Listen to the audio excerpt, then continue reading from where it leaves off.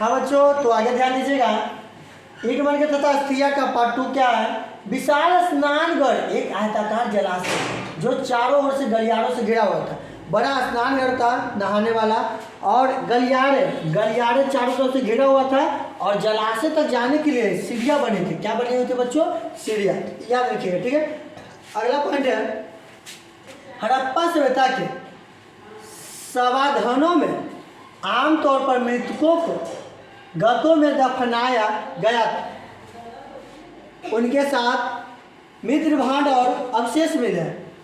मेरे प्यारे बच्चों, अब जो मरे हुए व्यक्ति थे, मृतकों जो है उसको गतों में दफनाया गया था, और उसके साथ दफन के साथ क्या क्या मिले थे?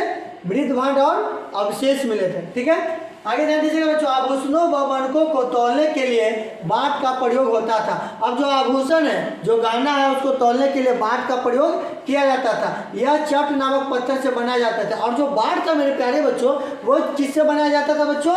चट नामक पत्थर से बनाए जाते थे।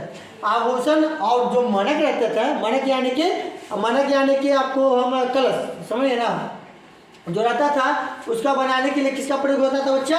चट नामक पौधों का, गमला वगैरह है ना, उसी को मनक कहते हैं। ईंट मनके तथा स्त्रियाँ।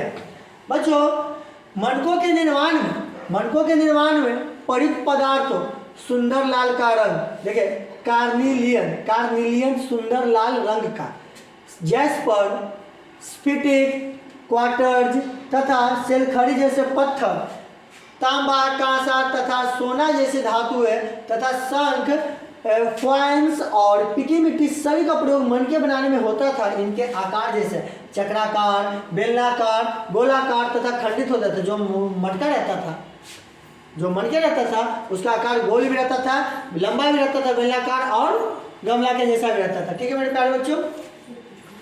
मोहरों और मुद्राकणों का प्रयोग लंबी दूरी के संपर्कों को सुविधाजनक बनाने के लिए होता था। जो लंबा दूरी है उसको सुविधाजनक बनाने के लिए मुहर का प्रयोग और मुद्राकणों का प्रयोग किया जाता था।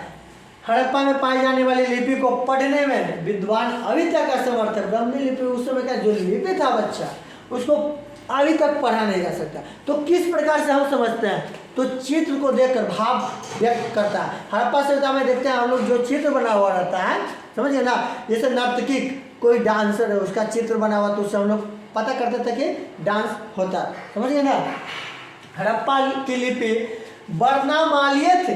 हड़प्पा की लिपि कैसे थे बच्चा? वर्णमालीय। इसमें चिन्हों की संख्या लगभग 375 से 400 के बीच थे तथा संभवतः दाएं से बाएं ओर लिखी जाती थी। दाएं से बाएं ओर लिखी जाती थी, ठीक है मेरे प्यारे बच्चों। हम लोग बाएं से दाएं ओर नहीं लिखते हैं, बाएं से दाएं, ये लेफ्ट है, लेफ्ट से राइट, वहाँ दाएं से बाएं ओर लिखे जाते थे, ये ध्यान रखिएगा।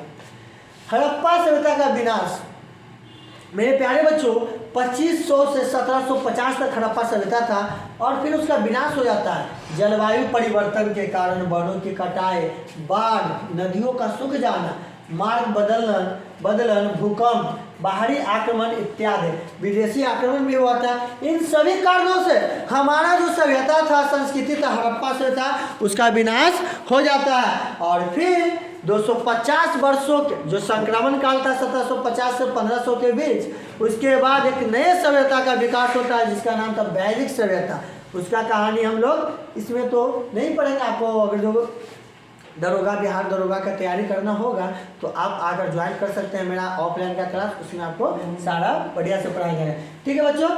आज के क्लास समाप्त। ईंट मनके तथा स्त्रियाँ जो चैप्टर है पूरी तरह से हो गया समाप्त, क्योंकि एग्जाम है आपका करियर, तो पूरा डिटेल में नहीं ना पढ़ा सकते हैं। अब अगले चैप्टर के साथ मिलेंगे, राजा के साथ, नगर के साथ, आपको इतिहास हम बताएंगे। वीडियो पसंद आया तो शेयर कर दीजिए उनके पास जो अभी क्लास 12th में पढ़ रहे हैं और 2026 में इंटर का एग्जाम देने वाले हैं, ठीक है मेरे प्यारे बच्चों। Bye bye.